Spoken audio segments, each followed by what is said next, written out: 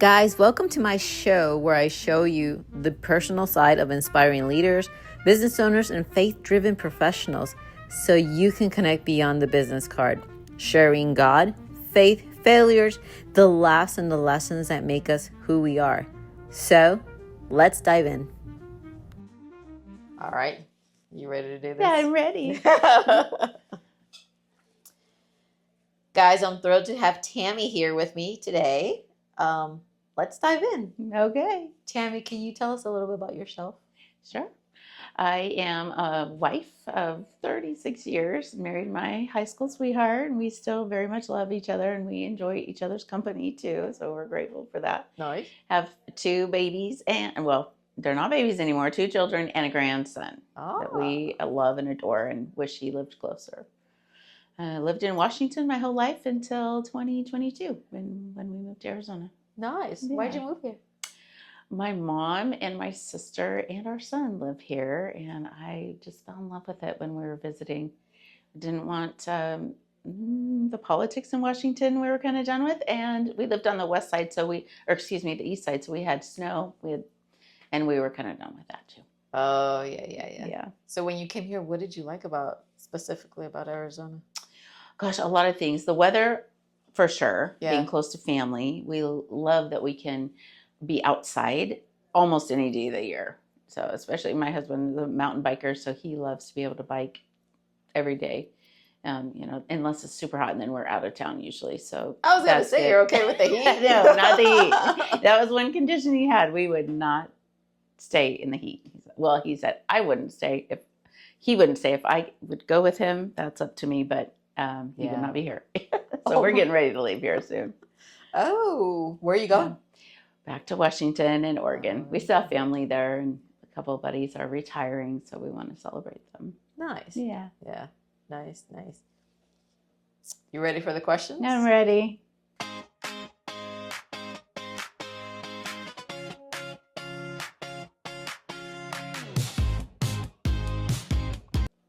What's the worst outfit you've ever worn in public? I can't believe you just asked me that because it's still hanging in my closet. And I was thinking, I saw it the other day. I don't even know why it's in there. Seriously, this is embarrassing. I went to Europe in 1985, and it's from there. I bought it from there, and it's this crop top and these pants, and there's these little straps that come in between. So the whole midriff is open. Yeah. I don't wear those clothes. I don't even know why it's still in my closet. Oh my gosh. Yeah. So where did you buy it? I was young at the time. I thought it was cute, but I probably was not cute at the time either. I know.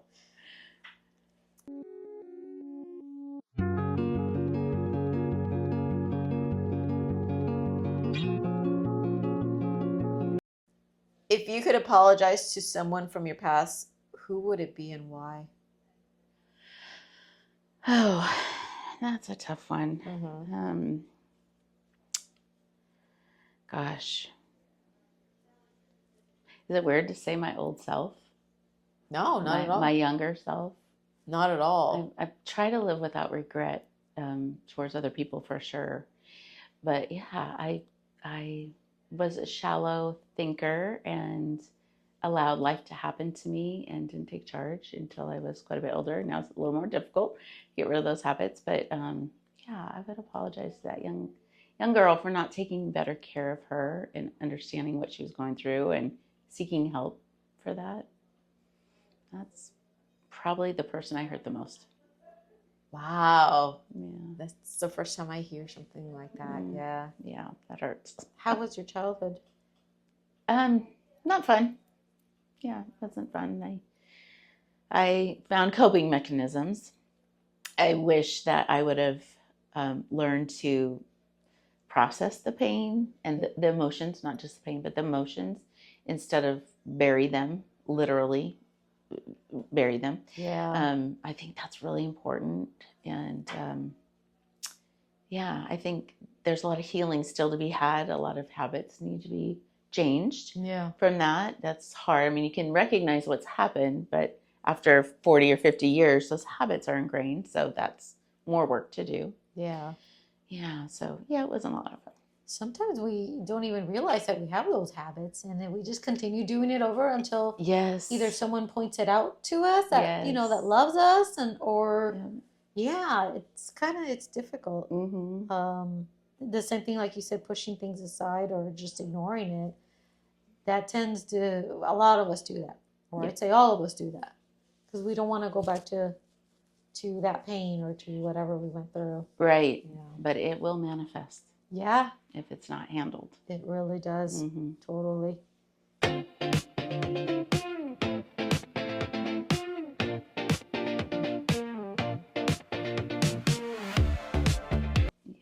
What's a super weird talent or party trick that you have that no one knows about? My very few people know about this, but I can whistle really, really loud. Yeah. With all my fingers. It's weird. Oh. The backstory is I got lost snowmobiling as a kid. I went out to be by myself and use the restroom, and I totally got turned around. The white snow I didn't know where to go. And it was snowing, so I couldn't really see my tracks from where I had come. So I learned to whistle, and I was found. Oh, wow. Yeah, it was crazy. I was thankful to have something. Yelling wasn't going to work. So, yeah, it's weird. I don't whistle very often, but I can. Really loud. So what's the most impulsive purchase, besides that top that you're talking about, yes, that you've ever made and you totally regret it? Oh,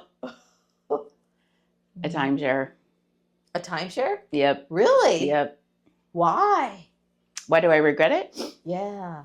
It was expensive. Uh-huh. It's complicated to use.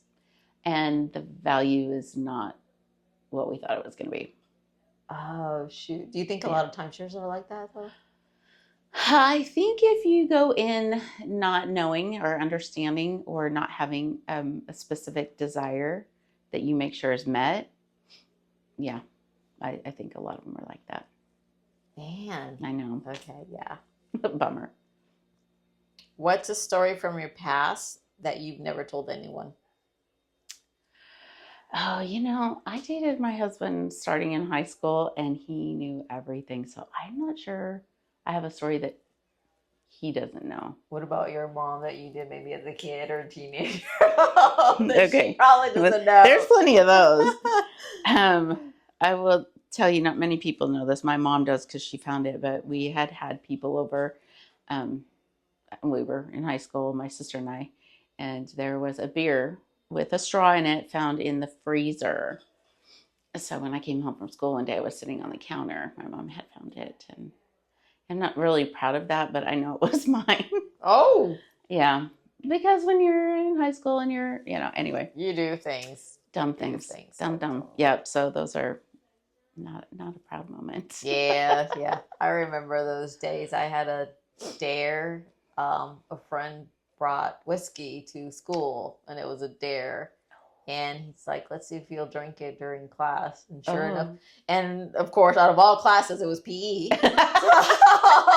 That's funny. Yeah, so I was a little tipsy there doing PE, and my friends were like trying to hide me and keep me in the back so the teacher won't notice. But yeah, that was very interesting. Till this day, they still talk about that. Yes, especially if you haven't drank before. That's pretty heavy. Yeah. That'll hit you. Like, the things that you said and the things that you did were hilarious. I'm like, yeah, I'm sure they were. Right? This is why we do not drink anymore. No, exactly. Mm-hmm.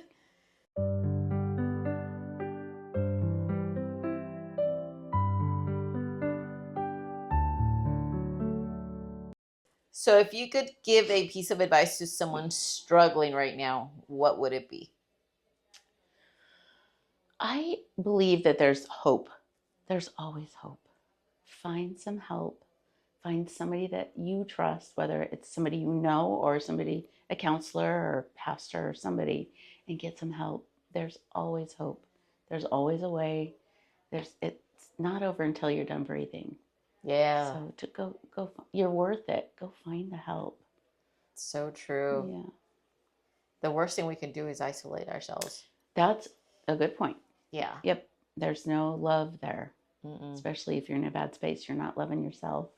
Yeah, especially when you're isolated, here comes the thoughts. Yes. You're spiraling. Yep. You're definitely spiraling, and it just becomes worse. And making up lies that are not true. It's so true. And you're believing them. Yes. And they're going into our subconscious, which works for us or against us. Yeah. 24/7. Totally. So, yeah. Yep. Man.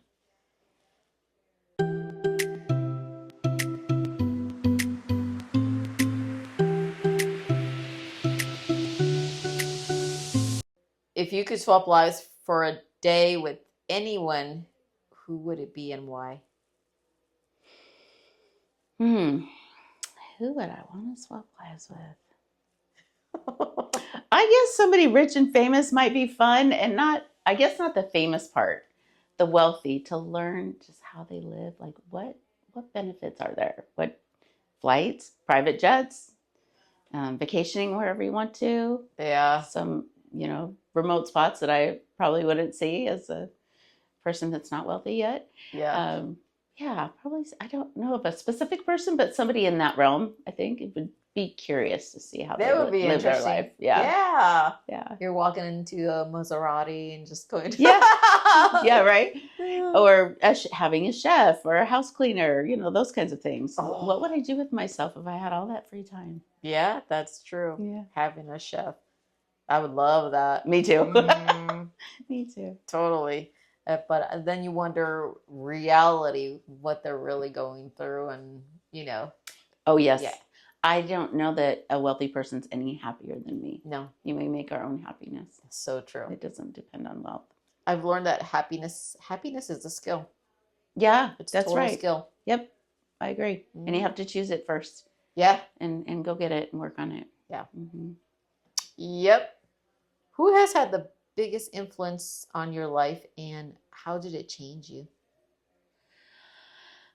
My husband, we dated in high school, like I said, and that was tribulation in my home. Yeah. At the time, I spent a lot of time at his house, whether he was there or not, just not in mine. And he had a stable home. Yeah. And parents that were not going anywhere. My parents divorced each other twice, married each other twice. That wasn't a lot of fun. Really? Yeah, they did. And then the second divorce, they remarried, and I got great step parents. So I'm very grateful for that. But yeah, they did do that. So just and I was a fighter. I would argue, fight, and he wouldn't. And in the beginning, that was really maddening to me. Yeah. Because I felt like he wasn't standing up for himself, and he was just caving on everything. But now I realize he was just calm. Yeah. And I needed that.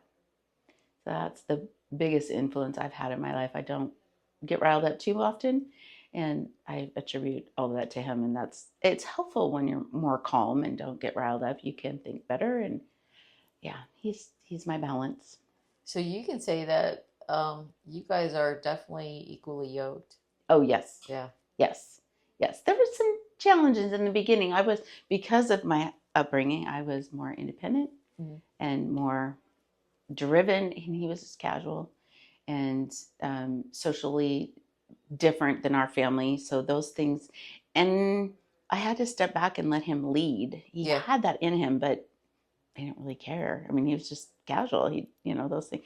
So yes, now we are for sure. And we were on a spiritual level, definitely equally yoked. Yeah. The other part we just worked through. I stepped back, he stepped up, and now it's all good. That's awesome. Yeah. I think a lot of us have to we don't look for that when we try to get into a relationship or a marriage. Right. We just go with, oh, this feels great. I love that person, blah, blah, blah. And don't pay attention to anything else. That's right. Even though the red flags or whatever's in front of you, you still go on with it. Mm-hmm. But when you find the person, like I said, that's equally yoked, it's a total different thing. Mm-hmm. I remember going home after our first date. It was at the Dairy Queen in town. 2 hours just sitting in a booth talking. And I remember going home and telling my mom, he has integrity and he's humble and I trust him. And those are things, I mean, I didn't have anything else to say at the time. I was still processing. Those were important. And I was young enough and still shallow enough, not really thinking a lot, just protecting myself. Yeah. So I was grateful to have those thoughts and understand that they were valuable. Yeah. So I knew he was a keeper. Yeah. Yeah. So having the marriage that you have and how you guys, the relationship that both of you have, what advice would you give to people out there, not only just single people, but that are married as well, that maybe are not doing so great with each other, but it's probably they can still make it work? Because nowadays everybody just quits out of the blue, like for nothing. Yeah, breaks my heart. It does. It really, yeah. And it shouldn't be that way. No, it shouldn't. If you choose to get married, choose to stay married. Yeah. Just don't even have an option. The back door is a bad idea to start with. But for us, we started out young. We were grateful to have some training for a business that we were doing, to have weekly meetings. And that's when we talked about the things that drove us crazy during the week. Yeah. And it was hard to hear. Yeah. I don't like to hurt my husband's feelings. You got to take it. I know it was hard. So we did our calendars, just make sure we're on the same page. That way we talked about one or two things that we would like to see different in the other person probably. And what was good. What did we do right? What would we like to do differently? Those weekly meetings were huge. We don't do that anymore, but that was a big deal. Yeah. My niece is getting ready to get married. And so for a young person who's 19, she doesn't have the experience, and there are things that younger people that haven't been married don't know. Mm-hmm. So do yourself a favor and go get some premarital counseling. Doesn't mean you're not going to make it, and that's not why we suggest that, or why I would just suggest that because somebody who's been been married, would have some ideas for you to think about. Anyway, I'm trying really hard to make sure that she does that. Yeah. My best, but that's what I'd recommend. Get some help. People know. People have experiences. Even if, they're not that much older, they've been married. What's working for them? What was hard in the beginning? Yeah. So true. Yeah. Just don't take advice from your single friends. Yes. Oh. So would you survive a week in the wilderness with just a backpack? And what would you bring? Whatever would fit in my backpack? Yeah. Okay, so blanket. A blanket? In my backpack, it would fit, hopefully, right? A little tiny one. Yeah. Toilet paper. Oh, gosh, yeah. Chapstick. And lotion. Chapstick, lotion, and toilet paper are really critical. And probably a blanket. I may survive. I would not enjoy that at all. Not having the blanket? I wouldn't enjoy a week in the wilderness with a backpack. Wait, give me a RV. I'll be good. Oh, gosh, yes. Yeah. Yep. Man. So here's a good one. Do you have a testimony of tribulation that you went through that can help others heal?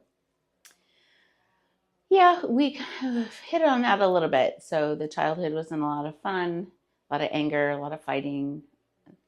Thankfully not, it wasn't as horrible as it could have been. Yeah. And again, I know I ate my way through that. And I found myself at 40 in front of the fridge shoving food in and finally realizing I was literally pushing down those emotions. Yeah. And there's a lot of them to deal with. So I guess my suggestion is if you're struggling, work through that. Find somebody that can help you. Call out your emotions, identify them, process them. Don't hide them. Yeah. Don't, because they will manifest one way or the other. And then at my age plus, I'm still trying to break some of those habits. Yeah. That are long grain. I mean, 40 years is a long time to deal with bad habits and try to break them. So that's my suggestion. Just process them, all of it, the good, the bad, and the ugly. Yeah. And everything. The person I am today is, combined the good, the bad, and the ugly that happened in my life, happened to me. I did whatever. Oh, yeah. And so you got to take it all, but process it. Don't let it manifest into something you're not ready for or don't want. So take control. That's what I would suggest. A lot of times that when we go through difficult times, tribulation, of course it's choices that we make or, And what comes to, like we were talking about, our thoughts and our feelings that we follow a lot, which change by the minute. Yeah. But also God lets those things happen for us to get closer to him. Yep. Because if we're doing fine and dandy, we don't even acknowledge, no, we don't. But and it molds us, it helps us grow. Can you tell us a little bit of maybe when was your walk where you had that happen to you, maybe a walk with God, or that you encountered him? The more mature end of it? Yeah. Okay. Gosh, I have seen probably in the last 5 years him work.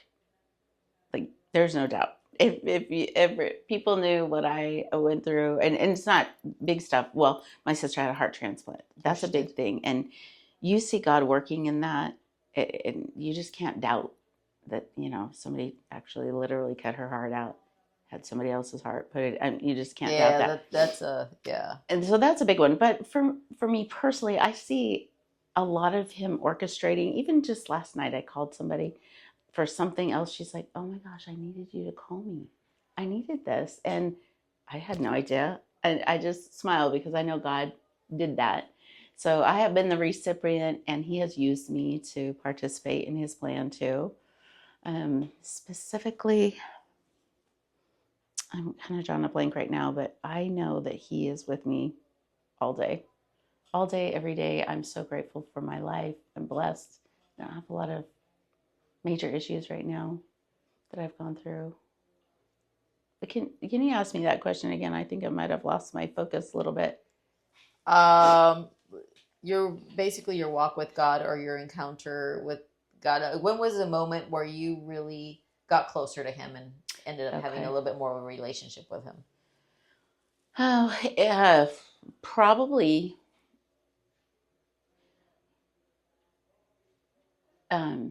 when I've committed to doing Bible studies and being in the Word, then I really grow my faith, and that's been later in my life, more mature. Yeah, I've always been a Christian, going to Sunday school, all those things, but not until I was really delving into the Bible and spending time with him and realizing that it is about who he thinks I am, not who I think I am, that I could come to peace with. Like, I could get rid of those negative thoughts I have in my head that, go in.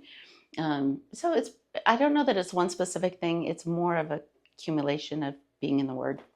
Okay. My morning devotions. Yeah. That sets me right. Yeah. God is the Word. Yep. That's it. That is it. It's not us. No. It's definitely not us. A lot of times we think it's, us. Going to church is, that's all it is. Going to church, we found God, a good message, that's it. It's not. That's not even, that's barely a fraction of what it is. Absolutely. Yeah, totally. Mm-hmm. So if you could erase one embarrassing moment from your life, what would it be?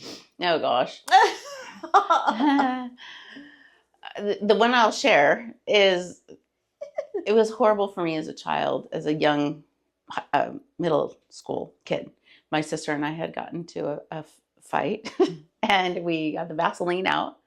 And oh, Vaseline! It was terrible. I don't even know why we got it out, but we did. It got out, and we put it everywhere on each other. We were just not happy little girls. So we had Vaseline in our hair, and you just can't get that out. We couldn't get it out, and we didn't have a shower. We only had a bathtub, so that made it harder, to really.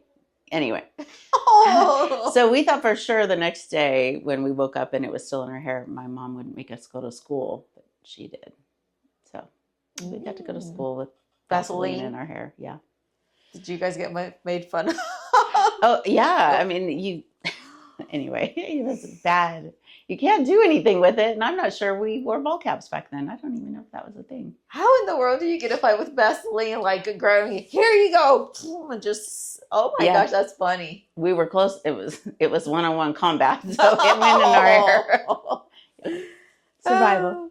Man, does round or square pizza taste better? Square. Yes. 100%. Why? I don't know. It just, I think there's more crusty sides Depends on how they cut it too, but usually square pizza is thicker. I like the thicker crust. Yeah. Totally. Tami, thank you so much for being here with me. Thank you for having me. It was me. a pleasure. Thank you. Can you give me a 30-second commercial of what you do and how people can connect with you? Sure. Absolutely. So I help people age better and actually age reversal now by waking up their own dormant stem cells without injections, without procedures, without medications, whether they're prescription or over the counter. And I really like that. I see a lot of healing and a lot of benefits from this technology that's been around for over 22 years. We're just in America, we're a little slow on the holistic healing uptick.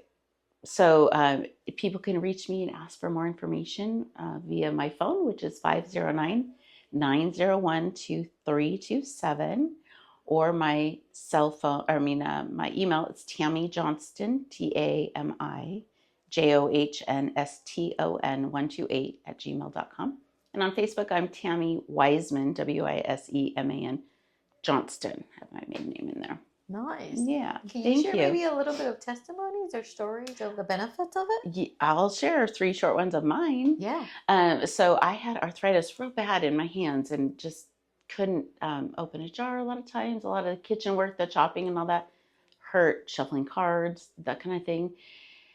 And when I went to the doctor's, arthritis, can't do anything, all that. You're just going to have to live with it. Gave me topicals and oral, you walk out with prescriptions. Yeah. Anyway, so I was wearing these patches. There's a pain patch and then the stem cell patch. And the pain patch I wore for 3 or 4 days and the pain went away. I had to wear it again, maybe once or twice a week for about a month. But then the pain was gone. I figured the arthritis was probably still there. Yeah. But it is not anymore. So my take on it is the pain patches took away the pain right away, and the stem cell patch has healed those stem cells that we're waking up. They can be anything we want. We need them to be. Our bodies need them to be. Yeah. I really think that they've taken that away. In 2015, I had hip replacement, and they nicked something, a nerve or something, and left my IT band numb. Not a huge deal. I knew it was a possibility. Yeah. But that is not numb anymore. So that's kind of weird. And then the other day, some girls were talking about their bone spurs. I reached down. I had two in each big toe. They're gone.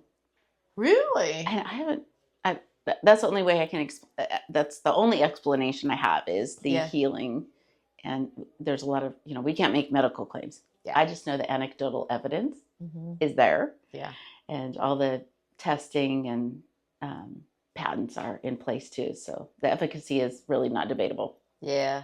How long did you notice a difference when you were getting, the pain was gone or it was actually getting healing? It was probably about a year into it for this thing to wake up. And probably, the pain went away within that week. It was so much better that first week. So that was really fun because I could, I'm like, okay, I'm going to keep going. Yeah. And then probably 6 months in, I realized I'm good. I can just, shuffle, do whatever I need to do. And the bone spurs, I had just forgotten that I even had them. So I'm not sure when they went away. Yeah. It wasn't one of the things I wrote down. Wow. Yeah. That's impressive. But cognitive, balance, some of the things I'd written down that were, try not to focus on those things, but I have a list. And a lot of them are really good. I'm thrilled. Nice. I'm thrilled. If I can help people, I want to. That's awesome. Yeah. Thank you. Well, Tami, thank you so much. You're welcome. Thank you, Noelia. Stay tuned for the next one. Okay.